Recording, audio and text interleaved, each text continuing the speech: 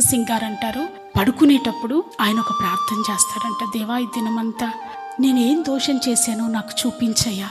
నా నోటి మాట, చూపు, క్రియ, ఆలోచనలో నేను ఏ దోషం చేశానో నాకు చూపించయ్యా అని ప్రార్థన చేస్తాడంట. అలా ప్రార్థన చేసి ధ్యానిస్తాడంట. ఈ రోజంతా ఏం మాట్లాడాను నేను శుద్ధీకరించుకుని అప్పుడు పడుకుంటాడంట.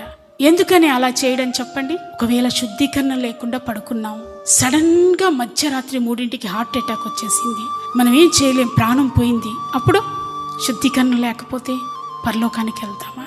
వెళ్ళాం. కాబట్టి దేవుని బిడ్డలారా, అనుదినము మనల్ని మనం పరీక్షించుకుందాం. అనుక్షణం మనల్ని మనం పరీక్షించుకుందాం.